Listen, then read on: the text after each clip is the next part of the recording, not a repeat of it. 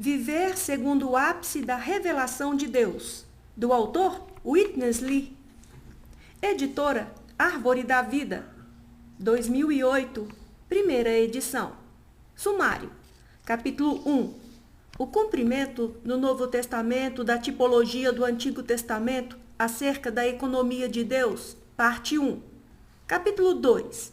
O cumprimento no Novo Testamento da tipologia do Antigo Testamento acerca da economia de Deus, parte 2. Capítulo 3. O cumprimento no Novo Testamento da tipologia do Antigo Testamento acerca da economia de Deus, parte 3. Capítulo 4. O modo de andar, viver e existir em e segundo o Espírito mesclado. Capítulo 5. Novo avivamento pelo viver de um homem-Deus. As mensagens contidas neste livro foram dadas pelo irmão Witness Lee em Anaheim, Califórnia, Estados Unidos, nos dias 7 a 9 de julho de 1994, no encerramento do treinamento de verão acerca dos livros 1º e 2º Reis. Esse audiobook está disponível no YouTube, canal Cristianismo Vivo Viviane Carvalho. Capítulo 1.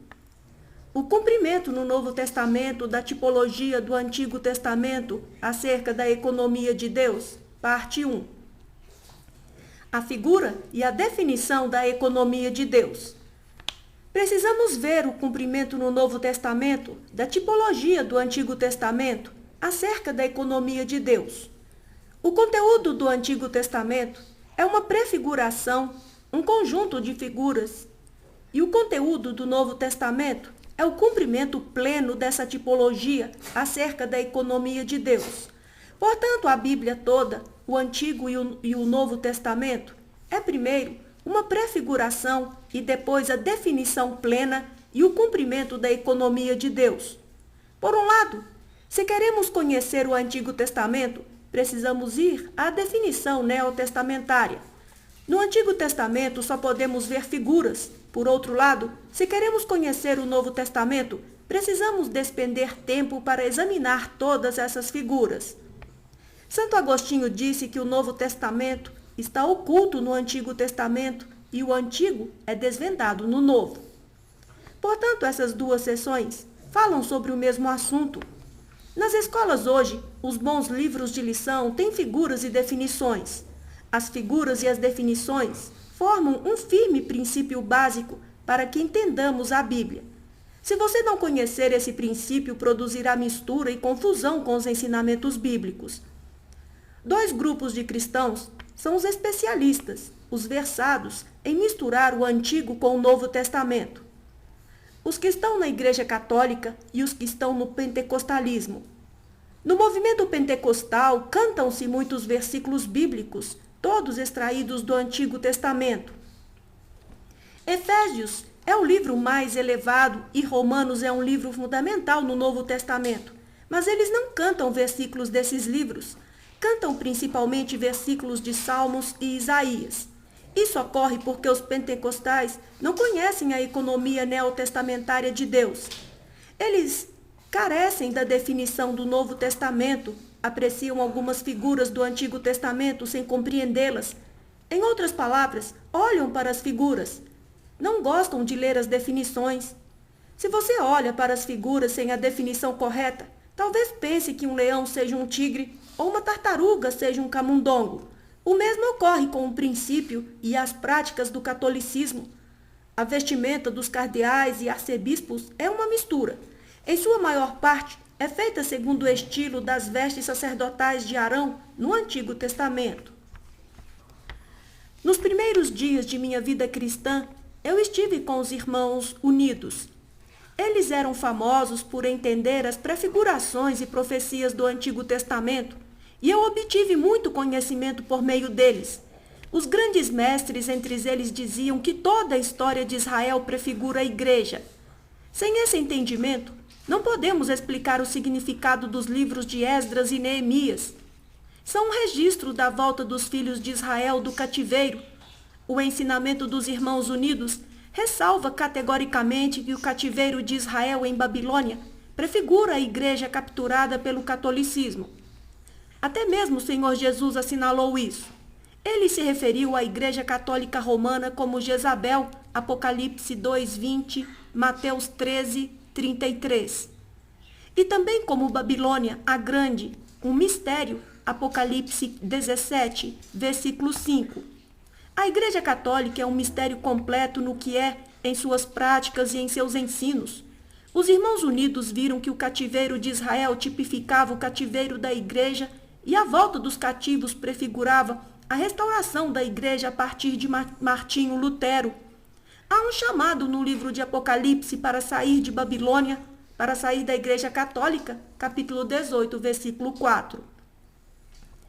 Embora os irmãos unidos dissessem isso, não viram que a história dos reis no Antigo Testamento era uma prefiguração da economia de Deus. Na verdade, nenhum dos grandes mestres dos irmãos unidos viu a economia divina. Não viram nem usaram esse termo. De alguma forma usaram outros termos para substituí-lo, como o plano de Deus ou seu propósito. O termo economia em português vem do vocábulo grego oikonomia. Porém, quem hoje sabe o que é isso? Quando a maioria pensa em economia, acha que se trata de alguma coisa relacionada com o dinheiro. Não é isso que queremos dizer com economia de Deus. A economia de Deus é seu plano, seu arranjo divino para o cumprimento de seu bom prazer, beneplácito, Efésios 1, versículos 5 e 9. Em sua vontade, a fim de ser seu propósito. A história de Israel não foi apenas uma prefiguração da igreja como um todo, como ressaltaram os mestres dos Irmãos Unidos, mas também uma prefiguração da economia de Deus. O cumprimento dessa economia está no Novo Testamento. O Novo Testamento nos apresenta o pleno cumprimento da prefiguração dos reis do Antigo Testamento. Portanto, há a prefiguração no Antigo Testamento e o cumprimento no Novo Testamento. Uma é a figura, o outro é a definição. A necessidade de vencedores. Por fim, tanto o Antigo como o Novo Testamento terminam com os vencedores. Na era da prefiguração, os vencedores eram os profetas. Eles cuidavam primeiro do oráculo de Deus. Com base no oráculo deles, eles exerceram de fato, até certo ponto, a autoridade de Deus. Vários reis lhes deram ouvidos. Mesmo Natã teve autoridade sobre Davi. Davi era o rei e Natã o profeta. Não foi Natã quem deu ouvidos a Davi, mas Davi a Natã. Nesse sentido, Natã era a autoridade de Deus. Desse modo, todos os profetas autênticos foram vencedores. Por certo, Daniel e seus 3 amigos o foram. Isso se cumpre em Apocalipse, o último livro do Novo Testamento. O Senhor Jesus percebeu que a igreja foi um grande e completo fracasso. Se fosse pela igreja em si, não haveria esperança de executar a economia de Deus. Portanto, em suas 7 epístolas às igrejas, ele repetiu as seguintes palavras 7 vezes: ao vencedor. Isso está no final de cada epístola, Apocalipse 2, versículos 7, 11, 17 e 26. Apocalipse 3, versículos 5, 12 e 21. Esses vencedores são o cumprimento da tipologia dos profetas. Portanto, quando o apóstolo Paulo falava acerca de como a igreja deve reunir-se, ressaltou e elevou o profetizar. 1 Coríntios 14, versículo 1, 3 a 6, 24, 31 e 39. Profetizar faz de você um vencedor. Infundir Cristo nas pessoas ao falar é profetizar. Essa é a função dos vencedores. Em princípio, os vencedores do Antigo e do Novo Testamento são iguais. A maioria deles foi martirizada. Eles sacrificaram tudo pelo Senhor. Paulo foi o primeiro. Ele trabalhou muito pelo Senhor e escreveu 14 cartas, mas por fim foi martirizado. Segundo Timóteo nos diz que ele sabia que o martírio lhe sobreviria e estava pronto para aceitá-lo. Capítulo 4, versículos 6 a 8. Ele sempre tinha um viver, não por si mesmo, mas por Cristo mesclado com ele. Assim podia dizer: Porquanto para mim o viver é Cristo, Filipenses 1, 21. Ele era alguém como Jesus, que sempre era crucificado. Ele era alguém crucificado que vivia ou morria para viver, negando o ego, o homem natural, e vivendo, agindo e procedendo todo o tempo pelo Cristo que nele habitava, o qual torna mesclado com ele. Hoje o Senhor levantou a restauração depois de vários fracassos. Ele tentou com Israel e Israel fracassou. Tentou com a igreja e a igreja fracassou. Isso o forçou a chamar os vencedores. Por fim, 72 anos atrás, 1922, o Senhor foi à China para levantar a restauração ali com o irmão Watmani, cujas primeiras mensagens foram acerca dos vencedores. Ele fez uma exposição de todo o livro de Apocalipse. Ele ressaltava o mesmo que Jesse Penn Lewis, que publicava um periódico chamado Vencedor, e ele traduziu para o chinês os livros importantes escritos pela senhora Penn Lewis sobre a vida que vence. Era difícil, todavia, para o irmão Ni publicar seu ministério, pois para a maioria dos cristãos era como tocar música para vacas. Acaso uma vaca pode entender de música? Eu estive lá com ele. Percebi que nesse aspecto, mesmo alguns dos seus cooperadores eram vacas, pois não sabiam o que ele ensinava. Então vim para este país. Descobri que havia vários aqui que não eram vacas, que foram preparados pelo Senhor. É por isso que em meus primeiros dias aqui, meu ministério foi calorosamente recebido pelo que o Senhor preparara. Quando ouviram este ministério, logo se voltaram para a restauração. Pouco a pouco, contudo, ficamos um tanto quanto insensíveis, perdendo o verdadeiro sentido da restauração do Senhor e não tendo um viver sobre a cruz pelo poder da ressurreição. Uma vida de negar a nós mesmos e crucificar a carne o tempo todo sob a ressurreição de Cristo. É por isso que em 1984, após ter estado nos Estados Unidos por mais de 20 anos, decidi parar a obra aqui e voltar a Taiwan para estudar nossa situação a fim de nos introduzir no caminho ordenado por Deus. Desde então, publiquei muitas mensagens sobre a economia neotestamentária de Deus. Muitos de nós as leram, mas não creio que de fato as assimilaram.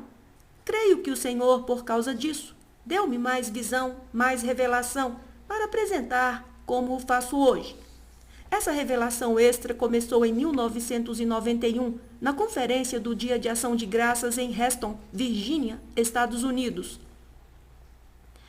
cujo capítulo foi A Visão Intrínseca do Corpo de Cristo, cujo título foi A Visão Intrínseca do Corpo de Cristo, e continuou com as seguintes conferências no Dia de Ação de Graças em Atlanta, em 1992, a Constituição e a Edificação do Corpo de Cristo, e em Aneim, em 1993.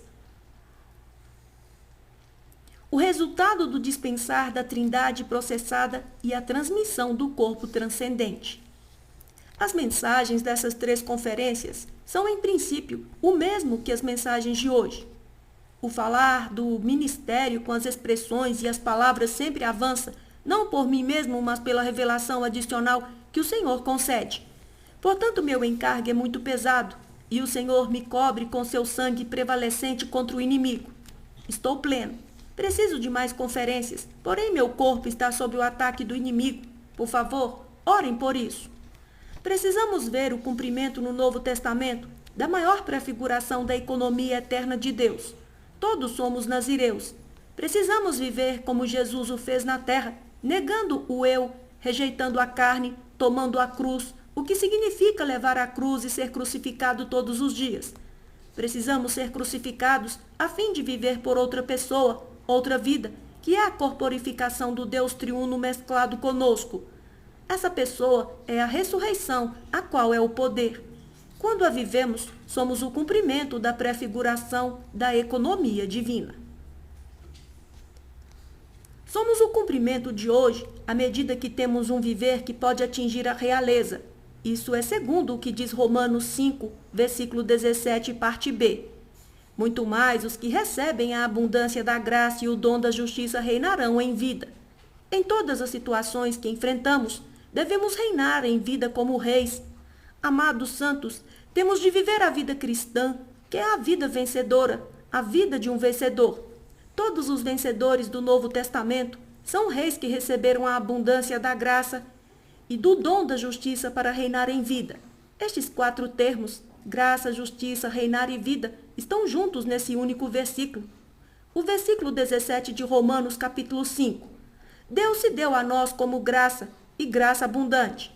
Com ela, Deus nos deu um dom, que é Ele mesmo como justiça.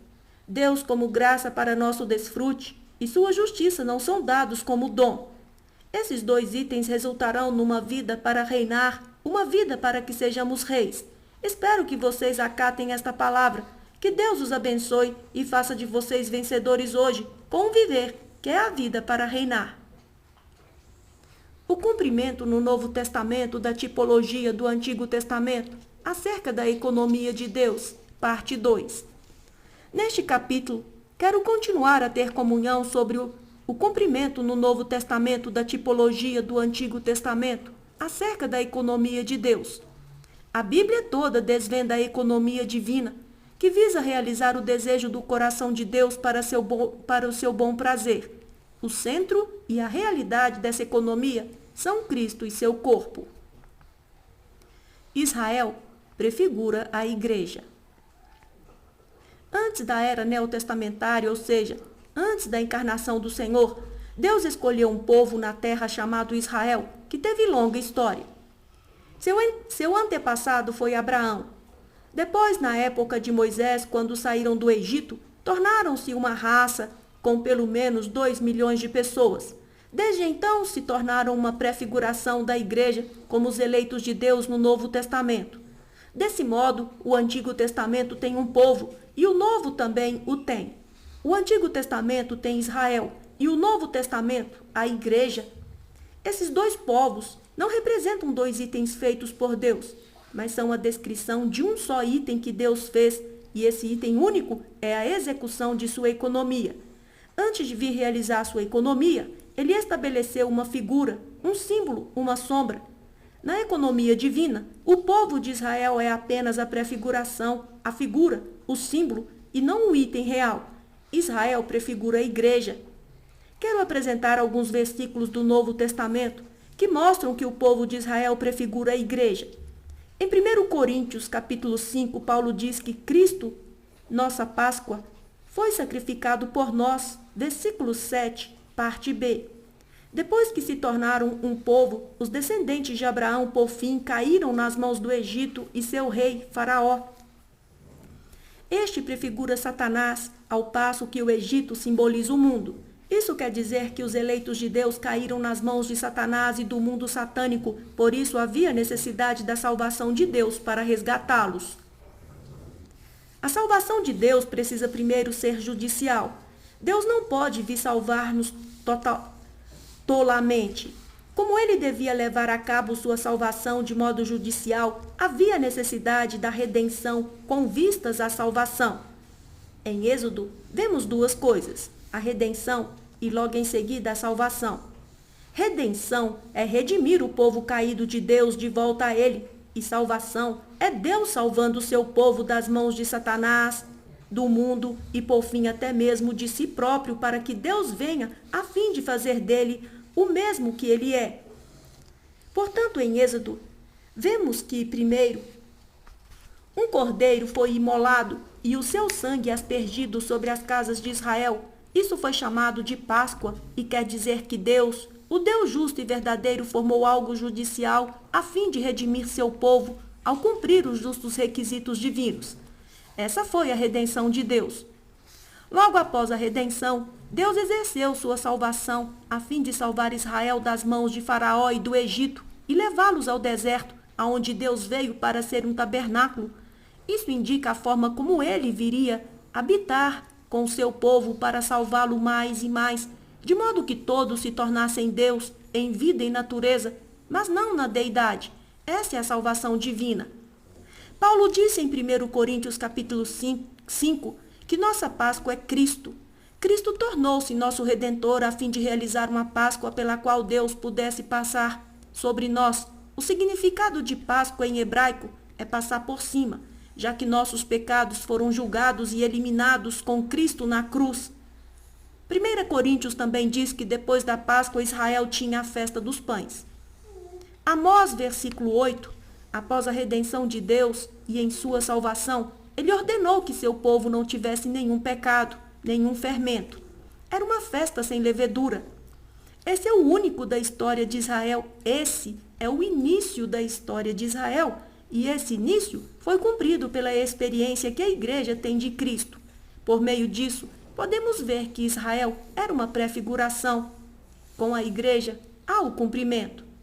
No fim do Novo Testamento, o Senhor Jesus chamou a igreja degradada de Jezabel, Apocalipse 2, versículo 20.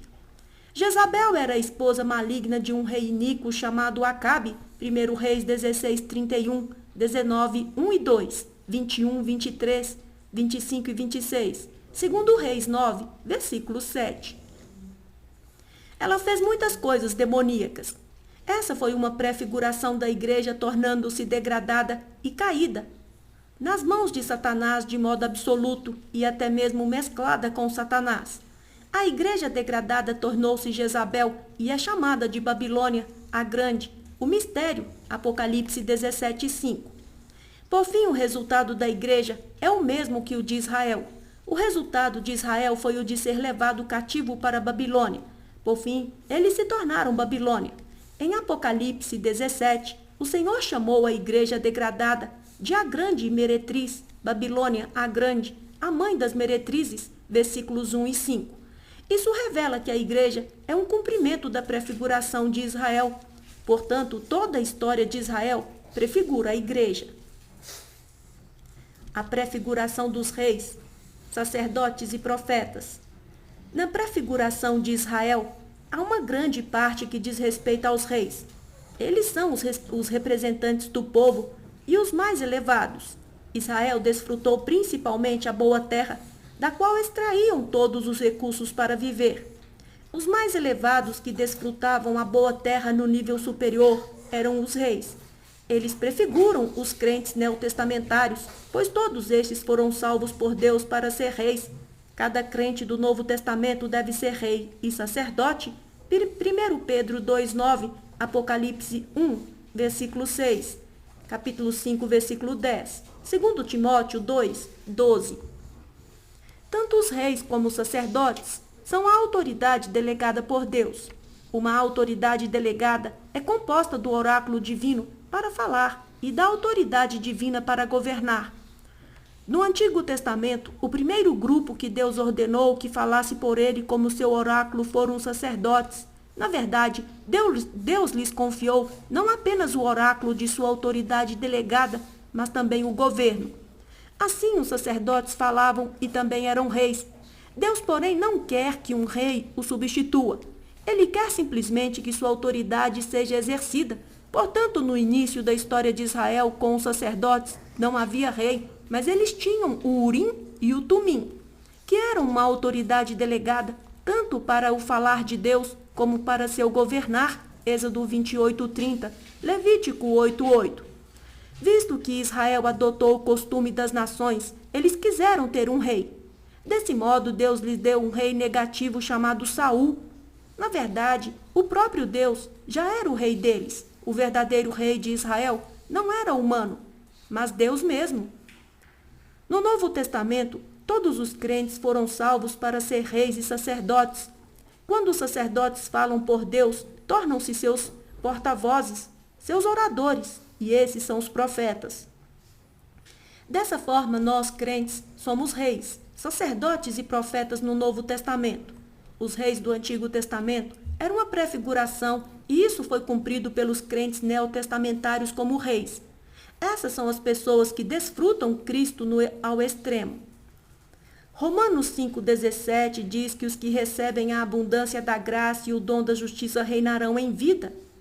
João capítulo 1 diz que quando Deus veio em sua encarnação, a graça também veio, versículos 14 e 17. Quando Deus se fez homem, essa foi a vinda da graça. Graça é o Deus triuno como nosso desfrute. Todos recebemos dessa graça em abundância. Não é apenas graça abundante, mas até transbordante, que aumenta o tempo todo. Essa é a graça que recebemos, e recebemos um dom de Deus que também é abundante. Esse dom é a justiça divina para nossa redenção judicial. Assim recebemos estes dois itens, graça e justiça. Os dois são para que reinemos em vida, para que sejamos reis em vida. Se ainda não atingimos o nível de ser reis na vida cristã, estamos abaixo do padrão adequado. Podemos dizer que desfrutamos Cristo, mas até que ponto? Qual é a amplitude de nosso desfrute de Cristo? Nosso desfrute de Cristo talvez tenha apenas alguns centímetros, mas Cristo é ilimitado. Nosso desfrute deve chegar ao nível da realeza. Como profetas e sacerdotes ordenados por Deus, somos também reis para reger sobre todos os seus inimigos.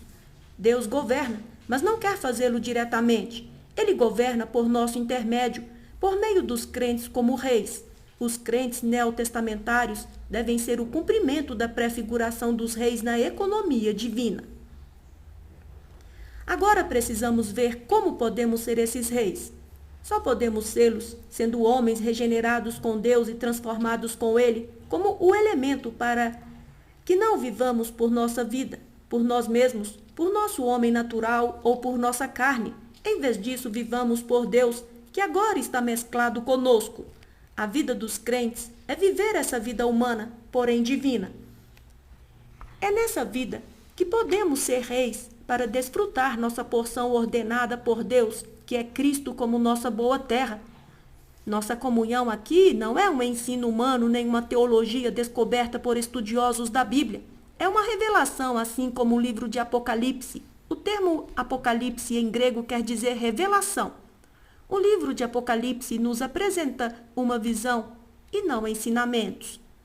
Minha comunhão aqui é uma revelação que lhes mostra uma visão. Não é de forma alguma doutrina nem fatos registrados com letras pretas em papel branco. Precisamos agora considerar onde devemos estar de acordo com essa revelação. Todos temos de responder. Devemos estar na ressurreição. A ressurreição de Cristo deve tornar-se o lugar onde permanecemos. Éramos o povo criado por Deus que se tornou caído. Agora somos seus redimidos com base em sua escolha e também somos seu povo regenerado e transformado, que foi transformado com o elemento divino, que faz de nós homens Deus. Hoje estamos aqui em ressurreição. Estar em ressurreição quer dizer negar tudo o que é antigo, tornar-nos algo novo e viver pelo elemento de novidade, que é a vida divina, o próprio Deus. Em ressurreição, tornamo-nos a nova criatura de Deus, segundo Coríntios 5,17, Gálatas 6,15, a qual é seu povo recriado, regenerado e transformado. Essa é também a igreja em cada cidade e o corpo de Cristo universalmente. Quer na igreja, numa cidade, quer para o corpo de Cristo universalmente, devemos ser pessoas em ressurreição. Não se esqueça de que quando você abre a boca para falar Cristo e dispensá-lo às pessoas, você se torna o oráculo de Deus e seu profeta. Então você é um bom sacerdote. Samuel era assim.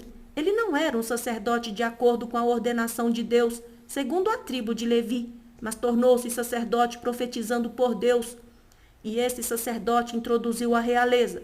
Desse modo, quando você falar, será um profeta, e seu ministério profético o introduzirá na realeza.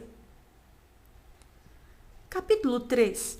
O cumprimento do Novo Testamento, da tipologia do Antigo Testamento, acerca da economia de Deus. Parte 3. Leitura bíblica. Gálatas 5, 16, 24 e 25. Romanos capítulo 8, versículos 4 a 6. 1 Coríntios 6, 17. Apocalipse 1, 4, 4, 5, 5, 6. 1, 10 a 22, 17. João 7, 37 a 39. Nesta comunhão, meu encargo é que todos nos voltemos ao Espírito mesclado. Os dois Espíritos, o Espírito divino e o humano, estão misturados e mesclados como um só. A revelação do Espírito na Bíblia. O Espírito no Antigo Testamento. Gênesis capítulo 1, versículo 1 diz que Deus criou os céus e a terra. O versículo 2, então, diz que o Espírito de Deus pairava sobre as águas de morte. Mais tarde, após o homem ter caído, a ponto de se tornar carne, Gênesis 6:3, diz que o Espírito do Senhor Jeová não agiria para sempre no homem. Em todo o Antigo Testamento, o Espírito é citado como o Espírito de Deus ou o Espírito do Senhor Jeová. Em Salmos 51:11 e Isaías 63:10 e 11, ele é citado como o Espírito da Santidade de Deus. Mas o título Espírito Santo só é usado no Novo Testamento. A consumação do Espírito no Novo Testamento. No início do Novo Testamento, quando Cristo estava para ser concebido e nascer, o Espírito Santo é mencionado pela primeira vez. Mateus 1:19 e 20. A concepção e o nascimento de Cristo foram obra do Espírito Santo. Aqui ele é claramente ressaltado. Cristo foi concebido desse Espírito e nasceu dele. Enquanto o Senhor Jesus andava na terra e ministrava por Deus, Mateus 12:28 nos diz que ele expulsava demônios pelo Espírito de Deus. Isso indica que o Espírito estava com ele. Todavia, João 7:37 a 39 diz: Ora, no último dia, o grande dia da festa, Jesus pôs-se em pé e clamou: Se alguém tem sede, venha a mim e beba. Quem crer em mim, como diz a Escritura, do seu interior fluirão rios de água viva.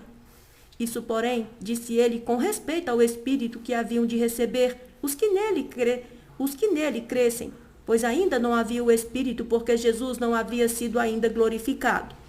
Embora o Espírito estivesse com o Senhor Jesus em seu viver e obra na terra, João 7:39 diz que ainda não havia o Espírito.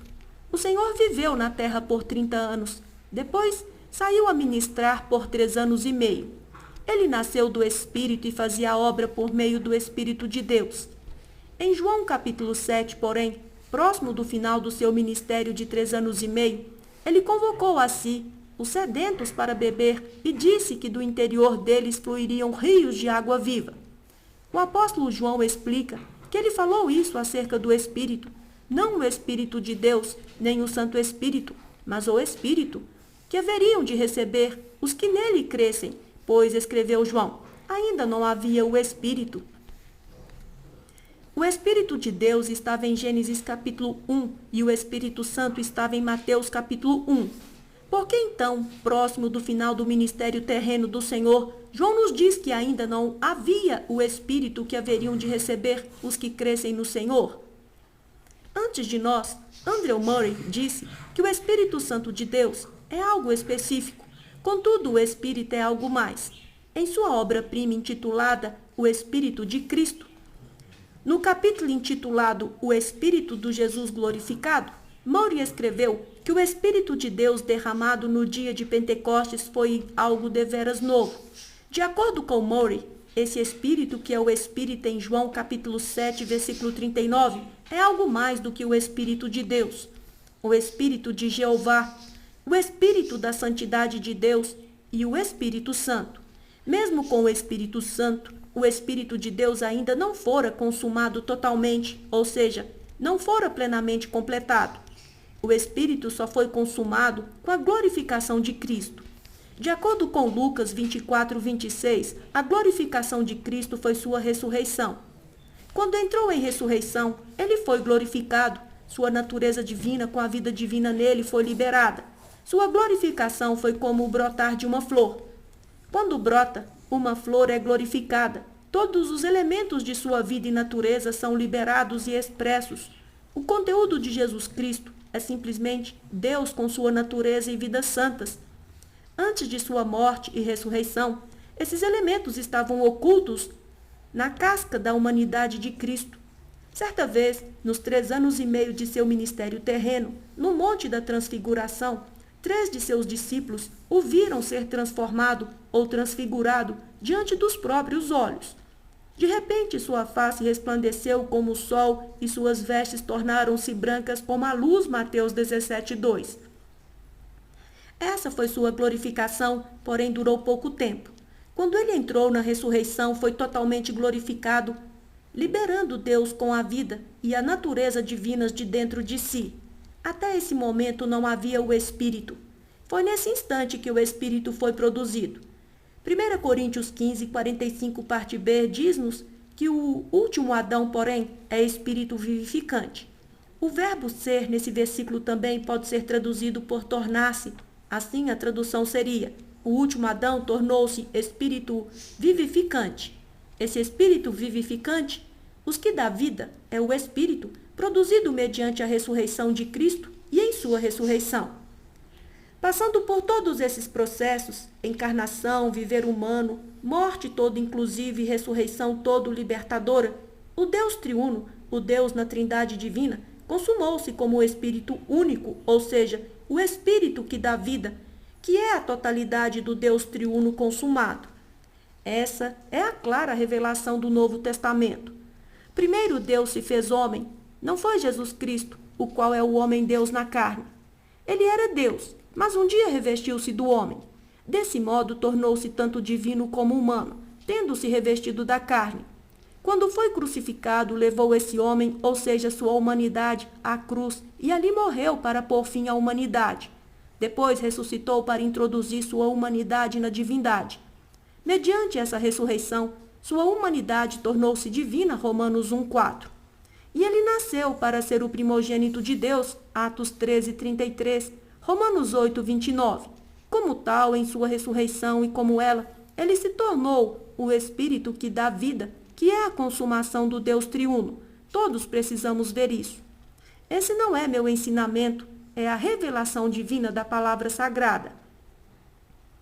Embora o credo de Nicéia, produzido no concílio de Nicéia, em 325 d.C., ressalte a trindade divina e a pessoa de Cristo, e também inclua o Espírito, esse credo não diz nada acerca de Cristo como o último Adão, tornando-se Espírito que dá vida. Por isso o credo de Nicéia é bom, mas não completo. Muitas denominações importantes e a Igreja Católica ainda aceitam esse credo como sua declaração de fé. Entretanto, não prestam a devida atenção a João 7,39 ou a 1 Coríntios 15,45. Em meu estudo da Bíblia, li João 7,39 muitas vezes e ficava imaginando por que esse versículo diz que ainda não havia o Espírito. Também considerava muito o significado de um último Adão tornar-se Espírito que dá vida em 1 Coríntios 15,45. Foi apenas em 1954, enquanto trabalhava para o Senhor em Taipei e Manila, que recebi a plena revelação do que agora transmito a vocês. Naquele ano, num treinamento de verão em Hong Kong, liberei essa questão dizendo aos santos que hoje nosso Deus triuno é o Deus consumado e não o Deus original. O Deus original era apenas divino, mas após passar pela encarnação, viver humano, morte e ressurreição, ele foi processado e consumado no Espírito que dá vida. Regeneração, santificação, renovação, transformação e conformação por meio do Espírito mesclado. Fomos regenerados por esse Espírito que dá vida e não apenas pelo Espírito de Deus ou pelo Espírito Santo. O Espírito de Deus foi para a criação divina e o Espírito Santo para a concepção de Cristo. Agora o Espírito que dá vida é para a nova criação de Deus, segundo Coríntios 5,17. Para a produção de muitos filhos, 1 João 3,2, Romanos 8,29, que são os que creem em Cristo. Nossa origem espiritual, a saber, a origem de nosso ser na nova criação de Deus, é o Espírito que dá vida. Desde que fomos regenerados, esse Espírito que dá vida permanece em nós e habita em nosso espírito, Romanos 8,16. Primeiro ele regenerou nosso espírito, em seguida permanece em nós, habitando em nosso espírito regenerado. Portanto, os dois espíritos, o espírito divino que dá vida e o nosso espírito por ele regenerado, estão mesclados e são um só. 1 Coríntios 6,17. No Novo Testamento, há vários versículos que indicam que esses dois espíritos são um só. Nas epístolas de Paulo, especialmente em Romanos e Gálatas, quando o espírito é mencionado, é difícil discernir e se refere ao espírito divino ou ao espírito humano regenerado. Romanos 8,4 diz que a justiça de Deus se cumpre nos que andam segundo o Espírito. É difícil discernir se o termo Espírito nesse versículo refere-se ao Espírito de Deus ou ao nosso. Em sua nova tradução, J.N. Darby, grande mestre entre os Irmãos Unidos, também notou essa dificuldade. Isso acontece porque o termo Espírito nesse versículo, assim como em Romanos 8, 4 a 6, denota os dois, o Espírito de Deus que habita em nosso espírito como um só. Em 1 Coríntios 6, 17, Paulo diz: aquele que se une ao Senhor é um espírito com ele, indicando que somos um só espírito com o Senhor. Em Romanos 8, ele também diz que devemos pôr a mente nesse espírito mesclado. O termo pendor, segundo o original grego, é mente. Logo, a mente do espírito ou a mente posta no espírito. No versículo 6, ele diz que a mente posta no espírito mesclado é vida e paz, mas a mente posta na carne é morte. Desse modo, há duas possibilidades na vida cristã. A primeira é pôr a mente, que representa o homem natural, anímico, no espírito mesclado. A mente posta no espírito mesclado torna-se vida e paz. A segunda é pô-la na carne, o que resulta em morte. O Novo Testamento nos diz que o fato de sermos regenerados, santificados, disposicionalmente, ou seja, em nosso interior, renovados, transformados e conformados à imagem de Cristo, é realizado mediante o Espírito que dá vida em nosso espírito, João 3, 6, Romanos 15, 16, 1 Coríntios 6, 11, Tito 3, 5, 2 Coríntios 3, 18, Romanos 8, versículo 2 e 29. Sem o Espírito mesclado, não há regeneração, santificação, renovação, transformação ou conformação. Dessa forma, toda a nossa experiência espiritual é por meio dos dois espíritos mesclados num só. Como crentes em Cristo, que o buscam, todos devemos aprender a permanecer nesse espírito. Precisamos pôr nele todo o nosso ser e fazer tudo segundo ele. Temos de existir totalmente nesse espírito. Esse é meu encargo neste capítulo. Há muitos livros que ensinam aos cristãos como fazer as coisas, como ser santos e como obter vitória. Todavia, nenhum desses como é prevalecente. Há apenas um modo de prevalecer, a saber, por todo o nosso ser no espírito mesclado. Se fizermos isso, vida e paz serão nossas e andaremos, existiremos e faremos tudo sempre, não apenas todos os dias, mas até cada momento, no espírito mesclado e segundo ele. O espírito consumado, intensificado 7 vezes para a igreja degradada. Mesmo com o espírito todo inclusivo, a igreja ainda se degradou. Isso forçou Deus a intensificar 7 vezes esse espírito que dá vida. O espírito setuplicado é mencionado em Apocalipse como os 7 espíritos de Deus, capítulo 1, versículo 4, capítulo 4, versículo 5, capítulo 5, versículo 6. Na verdade, não são 7 espíritos distintos de Deus. O Espírito de Deus é unicamente um, mas para satisfazer a necessidade da igreja degradada, ele foi setuplicado, ou seja, intensificado 7 vezes. Desse modo, Apocalipse 1,4 diz que o livro de Apocalipse foi escrito da parte de 7 Espíritos de Deus para 7 igrejas, visto que eram igrejas degradadas, capítulo 2 e 3. Precisavam do Espírito setuplicado. Em Apocalipse 1,10, o apóstolo João nos diz que estava em espírito, o espírito mesclado, no dia do Senhor. Isso quer dizer que ele continuamente vivia e andava no espírito mesclado.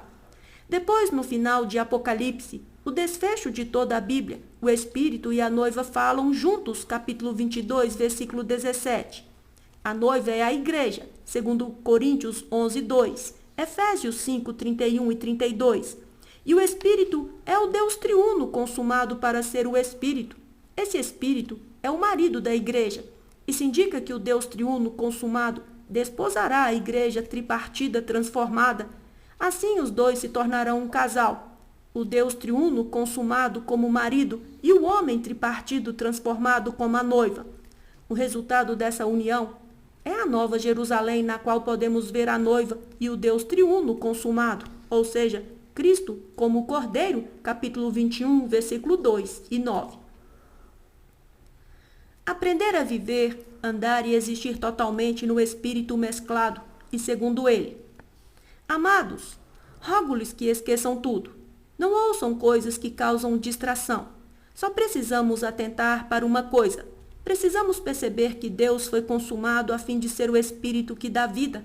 E agora esse Espírito, após regenerar-nos, habita nosso Espírito para ser um com Ele, santificar-nos, renovar-nos, transformar-nos, conformar-nos e selar-nos. Efésios 1:13, Efésios 4:30, 2 Coríntios 1:22.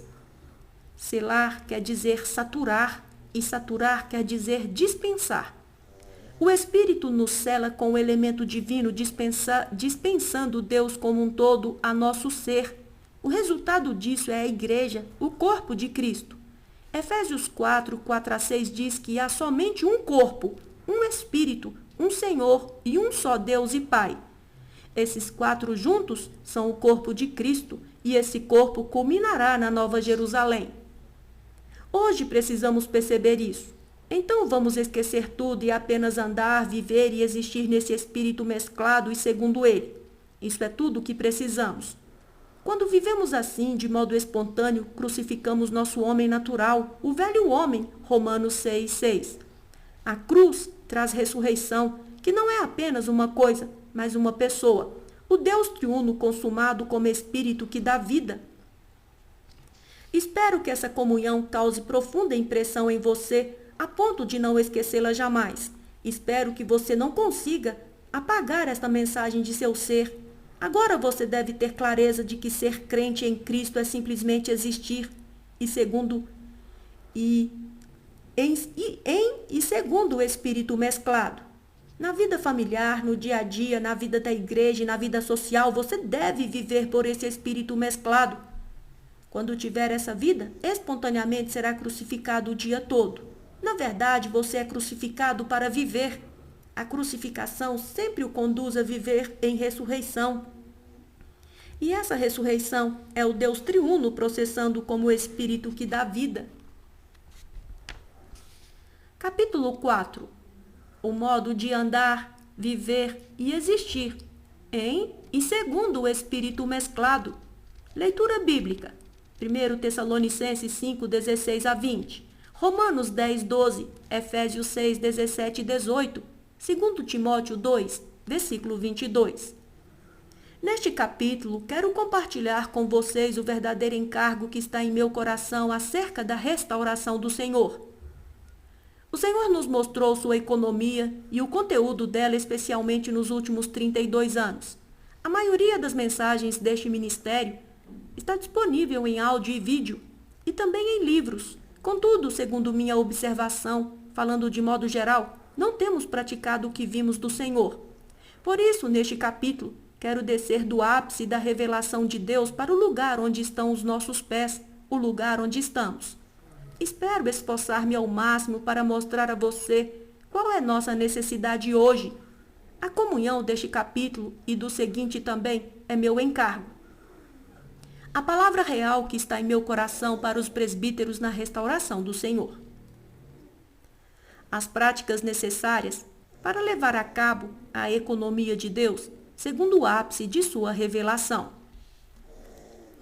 Leiamos 1 Tessalonicenses capítulo 5, versículo 16-20. Regozijai-vos sempre, orai sem cessar, em tudo dai graças, porque esta é a vontade de Deus em Cristo Jesus para convosco. Não apagueis o Espírito, não desprezeis as profecias. Nesse trecho da palavra, peço-lhe que preste atenção a 3 tópicos: orar sem cessar, não apagar o Espírito e não desprezar as profecias. Romanos 10:12 diz: não há distinção entre judeu e grego, uma vez que o mesmo é o Senhor de todos, rico para com todos os que o invocam. Aqui diz que o Senhor é rico. Suas riquezas são insondáveis, Efésios 3:8. Porém, como podemos participar delas e desfrutá-las? Há um modo muito simples: invocá-lo. Efésios 6:17-18 diz: tomai também o capacete da salvação e a espada do Espírito, que é a palavra de Deus. Com toda a oração e súplica, orando em todo o tempo no Espírito e para isso vigiando com toda a perseverança e súplica por todos os santos. Ensinamos a prática de ler, orar a palavra baseado no que Paulo disse aqui. O versículo 17 diz que o Espírito é a palavra de Deus. O Senhor Jesus disse: as palavras que eu vos tenho dito são Espírito e são vida. João 6, 63, parte B. A palavra em Efésios 6,17 não é a letra em preto e branco, ela equivale ao Espírito. No versículo seguinte, o versículo 18, lemos que devemos orar essa palavra e vigiar acerca dessa oração. Em outras palavras, devemos vigiar a respeito de nosso ler, orar. Isso não é apenas vigiar acerca da leitura da Bíblia ou da oração de modo comum. É uma oração específica de orar a palavra, tornando-a em oração. Nesse sentido, não precisamos fabricar uma oração, pois nossa oração é a palavra viva de Deus. 2 Timóteo 2,22 diz: foge outrossim das paixões da mocidade, segue a justiça, até o amor e a paz com os que de coração puro invocam o Senhor. Esse versículo nos ordena buscar a justiça, a fé, o amor e a paz. Esses itens são o próprio Senhor Jesus, portanto buscá-los é buscar Cristo. Paulo aqui faz uma relação dos tópicos práticos acerca de Cristo. Ele é nossa justiça, nossa fé, nosso amor, nossa paz. Nossa prática de ter um viver de homem-Deus é uma constituição de Cristo como justiça, fé, amor e paz. Paulo ordenou a Timóteo que buscasse Cristo como esses itens invocando o nome do Senhor. Esse invocar não é apenas sozinho, mas com os que o invocam de coração puro. Talvez você pense que não podemos ver nada elevado nesses versículos e essas coisas são comuns entre nós. Minha comunhão, que é meu encargo, é essa. Sim, todas essas coisas foram reveladas pouco a pouco a nós pelo Senhor nos últimos anos e estão impressas em livros. Contudo, em nossa prática, há uma grande carência. Quanto você invocou o Senhor hoje? Acaso você lê, ora a palavra com constância e de modo adequado? Você, porventura, ora sem cessar? Você aviva o Espírito em você até estar em chamas? 2 Timóteo 1,6. A Bíblia nos diz que não devemos apagar o Espírito, porém quase todos o apagamos todos os dias. Agora, em nossa prática da igreja, promovemos a questão de profetizar. Porém, até aqui poucas igrejas o praticam. A maioria dos santos que o pratica não percebe o que quer dizer profetizar nas reuniões da igreja. Alguns falam a partir de sua experiência ou sentimento, ou contam histórias na reunião. Isso não é profetizar. Profetizar é falar a palavra de Deus às pessoas. Nesse falar, Cristo é expresso. Profetizar é expressar Cristo e infundi-lo nas pessoas. Isso basicamente significa ministrá-lo. Nós o ministramos a outros quando falamos. Você pode dar a desculpa de que não tem o dom de falar como alguns. Porém, acaso pode dizer que não tem o dom de falar pelo Senhor, de expressá-lo ou indefini-lo nas pessoas, ou infundi-lo nas pessoas? Todos o temos. Esse é o dom de falar Cristo, 1 Coríntios 14:31. A fim de executar a economia de Deus segundo o ápice de sua revelação, todos precisamos dessas práticas. Foi-nos ordenado andar, viver e existir em e segundo o Espírito mesclado, Romanos 8:4. Como é que podemos fazer isso? Somente por meio desses nossos invocar. Somente por meio destes passos. Invocar o nome do Senhor, ler e orar sua palavra como o Espírito, orar sem cessar. Não apagar o Espírito e não desprezar ou ignorar o profetizar. Se você se afastar desses itens, estará acabado. Jamais poderá viver como homem-Deus. A vida de um homem-Deus é invocar o Senhor, ler, orar sua palavra como o Espírito, orar sem cessar, não apagar o Espírito, mas antes inflamá-lo, e não desprezar o profetizar, e sim respeitá-lo. Se faltar um só desses itens, você perderá muito. A necessidade de avivamento genuíno e um modelo coletivo. Recentemente tive comunhão bem franca com os cooperadores e presbíteros. Eu lhes disse: irmãos, Muitos de vocês ainda fazem a obra do Senhor cuidando de afazeres. Sua liderança entre os santos não é segundo o Espírito, mas segundo sua percepção.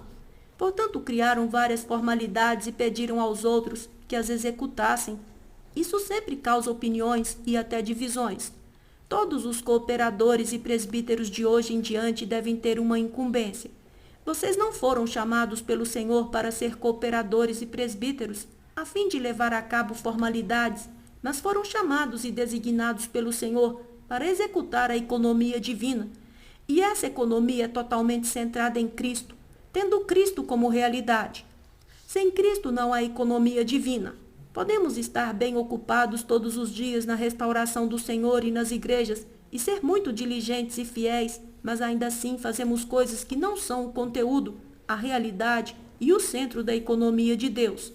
Portanto, precisamos de uma reviravolta. Eu oro ao Senhor. Senhor, concede a nós, em tua restauração, que tenhamos um avivamento genuíno e real. Não queremos, porém, um avivamento como os muitos que ocorreram no passado.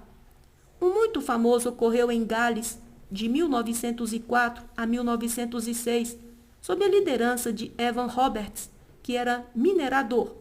Em pouco tempo, esse avivamento foi tão prevalecente que quando as pessoas iam a Gales para pregar o evangelho, ninguém mais queria ser salvo, pois quase todos ali já haviam crido no Senhor. Quando entrei na obra, em 1932, apenas 26 anos depois desse avivamento, ouvi falar dele, porém nessa época já não era tão prevalecente quanto deveria. O resultado do avivamento em Gales não durou muito. Evan Roberts ressaltava a batalha espiritual como lutar com Satanás. Mas hoje o que temos visto da parte do Senhor não está nessa categoria. Antes está na linha central de Deus, sua economia com Cristo como a centralidade e universalidade, com Cristo como centro, a realidade e tudo mais. Esse Cristo é agora o Espírito que dá vida e habita nosso espírito regenerado, a fim de ser um com Ele. 1 Coríntios 15, 45, parte B. 1 Coríntios 6, 17. Para essa revelação tão elevada e profunda, o Senhor precisa de um modelo. Ele precisa de um povo coletivo que se levante por sua graça mediante o ápice da revelação divina para ter um viver segundo essa revelação. Então eles serão um modelo. Até mesmo para ler, orar, não estabelecemos um modelo firme e adequado. Onde está o modelo de ter uma vida crucificada para viver Cristo? Entre nós, isso não é muito prevalecente. Onde está o modelo de viver Cristo e engrandecê-lo pelo suprimento abundante do Espírito de Jesus Cristo? Onde está essa vida? Temos essa revelação liberada como mensagem impressas em livros, mas onde está o modelo? Meu encargo é que minha comunhão os afete, para que tenham encargo comigo pela mesma coisa. Temos as igrejas locais, mas não o modelo. Para tudo o que o Senhor nos mostrou, não há modelo. O invocar do nome do Senhor não tem modelo. O orar sem cessar não tem modelo. O Senhor é rico para com todos os que o invocam, mas não há modelo disso. Não somos tão ricos na restauração do Senhor porque não temos a prática genuína e viva de invocar o Senhor. Se tivermos esse modelo, seremos enriquecidos pelo Senhor, invocando-o. Paulo até mesmo nos diz que devemos seguir Cristo não apenas sozinhos, invocando o Senhor, mas também de modo coletivo, com os que o invocam de coração sincero e puro. Isso indica que não apenas precisamos invocar o Senhor e ler, orar sua palavra como o Espírito individualmente, precisamos fazê-lo de modo coletivo. Em todas as igrejas deve haver grupos de 10 ou 15 santos que sempre se reúnem para invocar o Senhor. Invocar o Senhor implica muitas coisas. Assim que abre a boca com o exercício do Espírito para invocar o Senhor, você se coloca sob seu resplandecer. Você é iluminado e exposto. Então vê todos os seus defeitos, falhas e erros. Como mulher vê suas falhas ao lidar com o marido, como o marido vê que o modo como lida com a mulher é totalmente fora do espírito. Então você faz uma confissão cabal dos pecados, falhas, erros, defeitos, transgressões, culpas e maus procedimentos. Você não pode fazer uma confissão completa, a menos que seja iluminado pelo Senhor. Quem pode ser iluminado pelo Senhor? Somente os que o invocam de coração sincero e puro. Essa é a experiência inicial de Cristo quando invocamos seu nome. Depois ele continuará a infundir todas as suas riquezas específicas em seu espírito e até em sua mente. Desse modo, você participará delas e as desfrutará. Todas as mensagens que dei no passado vieram a mim desse modo. Se você não toca o Senhor, como pode ver sua luz e receber sua revelação? Não pense que todas essas revelações vieram a nós apenas porque estudamos muito a Bíblia. Conheço alguns que a estudaram com muita diligência, mas somente a conhecem segundo a letra. Em minha cidade natal, há cerca de 60 anos atrás, havia um irmão chinês erudito na época da dinastia Qing. Ele foi posto na prisão por essa dinastia e ali ficou até ser salvo. Depois de liberto, ele estudou a Bíblia. Por fim, lembrava cada versículo de cor, por isso nós o chamávamos de concordância viva. Se você quisesse saber onde estava um versículo da Bíblia, era só perguntar a ele, em vez de consultar a concordância. Eu o conheci, mas posso testificar diante do Senhor que esse irmão, que era uma concordância viva, não tinha muita luz. Ele não conseguia falar sobre a verdade da regeneração ou da igreja. Conhecer as letras em preto e branco não significa conhecer a Bíblia. Ela não é só letras em preto e branco. As letras são apenas um canal que nos transmitem a realidade espiritual, divina e intrínseca. Em Efésios 6, Paulo diz que o Espírito hoje é a palavra. A Bíblia deve tornar-se a palavra como o Espírito. Isso quer dizer que ela deve ser uma com o Espírito. Sua Bíblia é o Espírito e o Espírito é sua Bíblia. Como conseguimos isso? Não há outro jeito senão invocar o nome do Senhor, tocá-lo dia a dia e momentos após momentos. Se todos vivermos em sua presença, invocando, orando a Ele e sem cessar dia após dia e hora após hora, seremos a realidade do cumprimento da prefiguração de 1º e 2º Reis. Esse é meu encargo pesado que quero compartilhar com os presbíteros. A igreja em cada cidade precisa disso. Não inventem formalidades. Vocês mesmos devem praticar e invocar o nome do Senhor. Vocês mesmos devem ler, orar a palavra como o Espírito. Vocês precisam ter a prática de orar sem cessar. Precisam ter a prática de jamais apagar o Espírito e sim inflamá-lo o tempo todo. Precisam ter a prática de não desprezar nenhum profetizar. Vocês, presbíteros, devem ser os primeiros a praticar isso. Primeiro, vocês são um modelo. Depois praticam de modo tão íntimo com o Senhor que influenciam os santos na igreja em sua cidade. Especialmente como presbíteros, vocês podem exercer grande influência sobre os demais.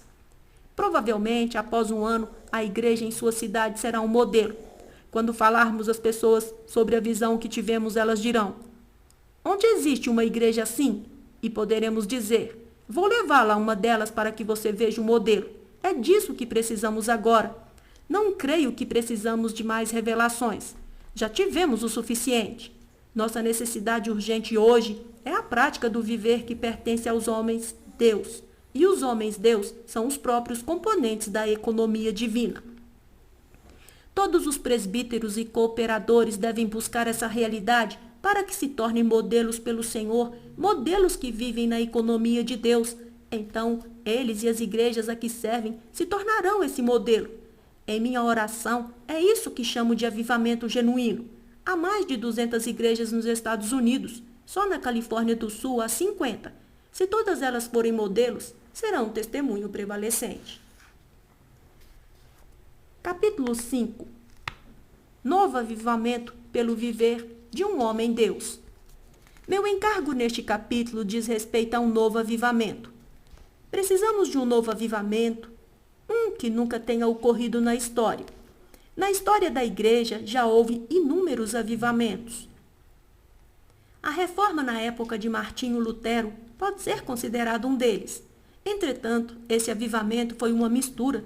Depois da reforma, vários avivamentos menores ocorreram, dos quais surgiram as igrejas particulares como a batista, presbiteriana e metodista.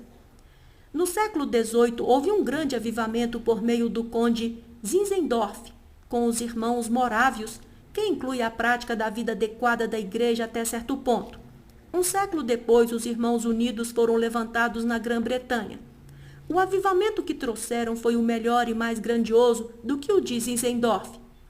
O Atmani considerava o avivamento dos Irmãos Unidos como o cumprimento da igreja em Filadélfia em Apocalipse capítulo 3, e D.M. Peyton, discípulo de Robert Govett, disse que a influência do avivamento dos Irmãos Unidos foi maior do que o da reforma de Lutero.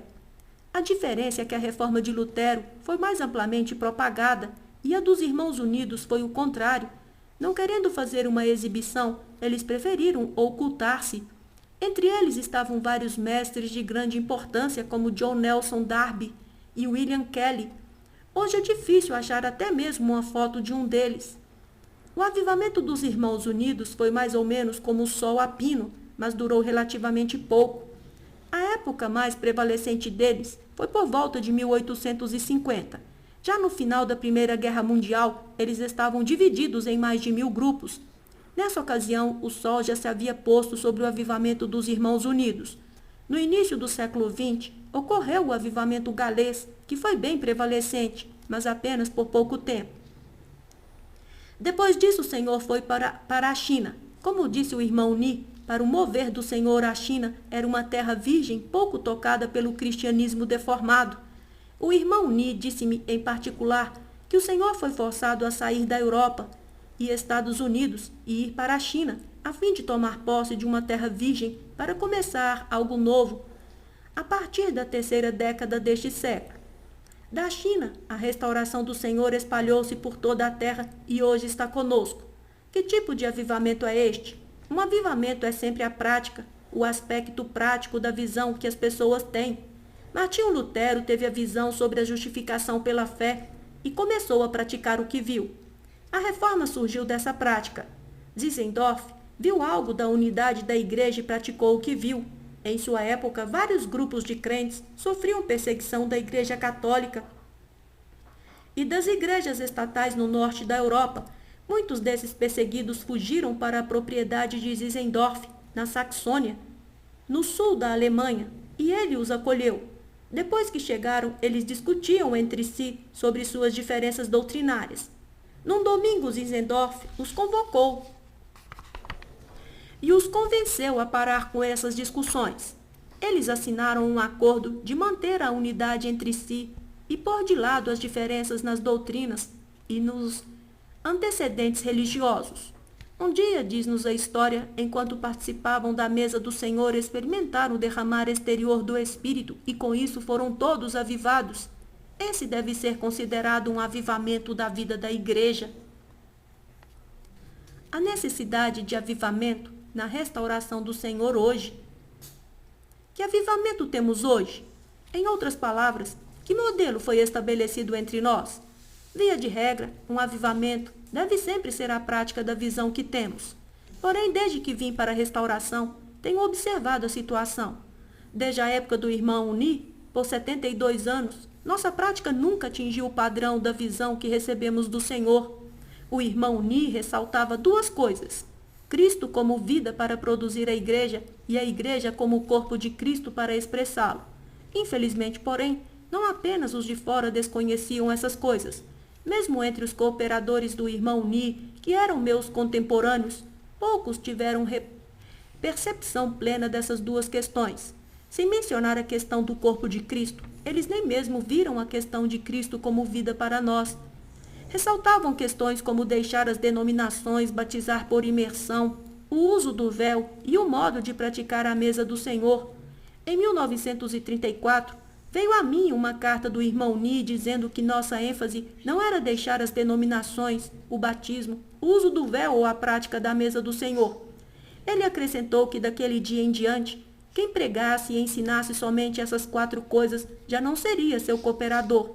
Ele disse que a visão que recebêramos do Senhor dizia respeito a Cristo como nossa vida para produzir a igreja, não como organização, mas como um corpo, um organismo para expressar Cristo. Isso, disse ele, é o que vimos e é o que devemos pregar e ensinar. O irmão Ni escreveu essas palavras 12 anos após o início da restauração na China, em 1922. Desde que comecei meu ministério até hoje, já publiquei muitos livros sobre a visão que tivemos. Através dos anos na China, em Taiwan, no Sudeste Asiático e no Ocidente hoje, em nossa prática, jamais atingimos o padrão do que vimos. O ápice da revelação divina. Nos últimos 10 anos, o Senhor nos mostrou sua economia. De acordo com meu estudo da história da Igreja e das biografias de muitos santos, eu diria que antes de 1984, a economia eterna de Deus, como a própria realidade e o centro da Bíblia, jamais fora vista pelo povo de Deus tão plenamente quanto hoje entre nós. Até onde sei, nenhum livro ressaltou que a economia divina e eterna tem Cristo como centro e a realidade com seu corpo, o corpo orgânico de Cristo, como o organismo do Deus triuno. Hoje chegamos ao ponto elevado da revelação divina. Eu até diria que provavelmente atingimos o ápice da revelação divina em toda a Bíblia. Essa é a revelação descoberta pelos crentes nos últimos 20 séculos.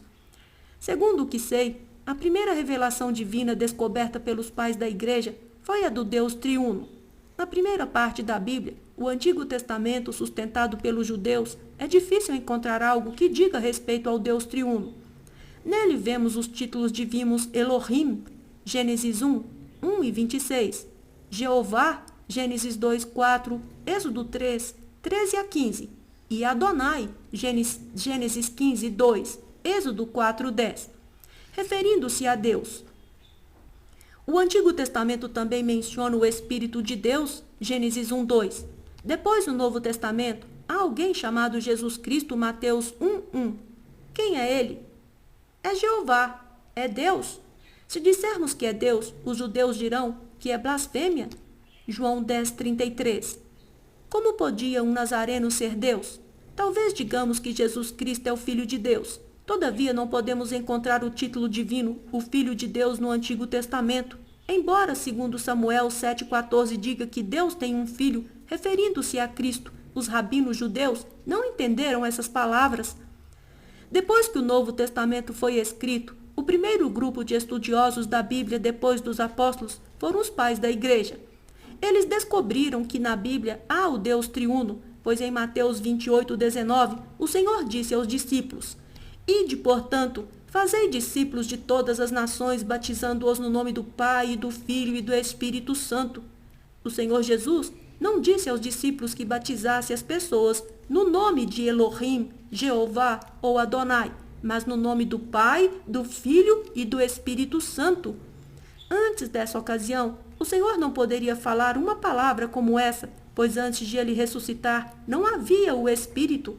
João 7,39. Ou seja, o Espírito não fora consumado. O Senhor falou a palavra em Mateus 28, 19, após ressuscitar, enquanto ficou com os discípulos pelos 40 dias que antecederam sua ascensão. Antes da ressurreição do Senhor, não apenas não havia o Espírito, como também não havia o primogênito de Deus. Atos 13, 33, Romanos 8, 29. Antes de sua ressurreição, o Senhor era o unigênito de Deus. João 1, 18, João 3, 16. Os judeus não sabiam nem mesmo isso. Eles tinham Isaías 7, 14 e 9, 16 e, sem dúvida, leram esses trechos várias vezes, mas nenhum deles os entendia. Isaías 7,14 diz: Eis que a Virgem conceberá e dará à luz um filho, e lhe chamará Emanuel. Capítulo 9, versículo 6 diz: Um filho se nos deu, e o seu nome será Deus Forte, Pai da Eternidade. Em Isaías 9,6, tanto o filho como o pai são mencionados, mas os judeus não conseguiam entendê-lo. Não eram capazes de juntar as peças do quebra-cabeça. Quando os pais da Igreja leram essas coisas nas Escrituras, meditaram sobre elas e, por fim, criaram um termo latino, triuno. Tri quer dizer três e uno quer dizer um. O título Deus triuno quer dizer Deus 3-1. Deus é único, 1 Coríntios 8,4 e 6. Romanos 3,20, 1 Timóteo 2,5, Deuteronômio 4, 35 e 39. Desse modo, ele é um só. Contudo, é o Pai, o Filho e o Espírito, portanto, 3. Logo, Deus é 3-1, triuno. Os pais da Igreja descobriram esse fato. Séculos mais tarde, Martinho Lutero fez outra descoberta. Viu a justificação pela fé, Romanos 3:28. Ele descobriu que a salvação não é por obras, mas por fé. Depois disso, muitos outros estudiosos da Bíblia fizeram outras descobertas. Porém, antes de nós, ninguém havia descoberto a economia divina com Cristo como sua centralidade e universalidade e toda a sua realidade. Foi apenas nos últimos 10 anos que juntamos todos esses tópicos a fim de ter um panorama completo da economia de Deus. Esse é o ápice da revelação divina. Ter o viver de homem-deus segundo o ápice da revelação divina. Já que vimos o ápice da revelação divina, precisamos pô-lo em prática. Nossa prática terá sucesso e esse sucesso será um novo avivamento, o mais elevado e provavelmente o último antes da volta do Senhor. Como disse no capítulo anterior, precisamos de um modelo. Não quero dizer que só alguns indivíduos devem tornar-se modelos. Quero dizer que precisamos de um modelo coletivo, um corpo, um povo que tenha o viver do homem-deus. Doravante, nossa prática deve ser a de viver como homens-deus, tendo o poder da ressurreição de Cristo como nossa realidade, a fim de tomar a cruz como ele fez, para que sejamos crucificados, conformados à sua morte, todos os dias, para viver a vida de outra pessoa. Filipenses 3:10, 1:21, Gálatas 2:20. Nossa vida, nosso ego, nossa carne, nosso homem natural e tudo o que é nosso já foram levados à cruz por ele. Agora nós o vivemos. Portanto, devemos permanecer em sua crucificação para ser conformados ao modelo de sua morte cada momento em todas as partes de nossa vida. Isso espontaneamente nos fará vivê-lo como ressurreição. João 11:25. Esse é o viver de homem-deus. Essa deve e precisa ser nossa prática nas igrejas de hoje em dia. Se não praticamos algo vão. Nossa prática não é apenas ter uma vida da igreja na qual tudo é bíblico, uma vida da igreja na qual batizamos as pessoas por imersão, deixamos as denominações, usamos o véu e temos a mesa do Senhor absolutamente segundo a Bíblia. Alguns vieram para a restauração por causa dessas práticas. Apreciam nossa vida familiar, as reuniões da igreja e o modo como conduzimos os jovens. Porém, essas coisas não devem ser a meta de nossa prática. A meta deve ser o viver do homem-deus. Esse é o alvo que devemos atingir. Nossa prática não é ter o viver de nenhum tipo de homem natural, quer seja bom ou ruim. Antes, é viver a vida de homem-deus, isto é, um homem regenerado e transformado para ser um com Deus, tomando-o como sua vida, pessoa e tudo mais. Por fim, ele se torna Deus em vida e natureza, mas não na deidade. Isso é um homem-deus. Na restauração hoje devemos ter a prática de viver como homens-deus. Essa é a única vida de crucificação por meio da ressurreição e em ressurreição. É uma vida na qual eu fui crucificado com Cristo e já não sou eu quem vive, mas ele vive em mim. Gálatas 2:20. Contudo, quando vive em mim, ele vive comigo e o resultado é que eu vivo com ele. João 14:19. Ele vive comigo e eu vivo com ele. Os dois vivem juntos mesclados. É a mescla de Deus com o homem. A melhor família, a melhor vida conjugal e a melhor vida social procedem dessa vida. Essa é a vida da igreja e a vida do corpo de Cristo. É a realidade do corpo. Essa vida, assim como a que o Senhor Jesus teve em seus 33 anos e meio na terra, salva-nos de todas as coisas negativas, pequenas e grandes. Na vida conjugal, ela nos salva da separação e do divórcio. Na igreja, ela nos salva de opinião, divisão, desprezo, crítica e murmuração. Nessa vida não há crítica, desprezo, parcialidade, divisão, disenção, opinião. Nela vivemos como homens-deus. Com Deus tudo é novo, tudo é celestial e tudo é divino. A divindade mesclada com a humanidade. Sempre que há divisão, há fornicação espiritual, idolatria, autoglorificação e autoexaltação. Sem autoexaltação, não há divisão. Ter o viver do homem-deus nos salva de todas essas coisas negativas. Ter esse viver é viver Cristo, Filipenses 1:21, o próprio modelo da vida do homem-deus. Amados, santos, esse é meu encargo. Todos precisamos ter esse viver. os mais velhos e os mais jovens, os irmãos e as irmãs, os presbíteros e os santos de modo geral. Se o temos, somos fiéis ao que ouvimos.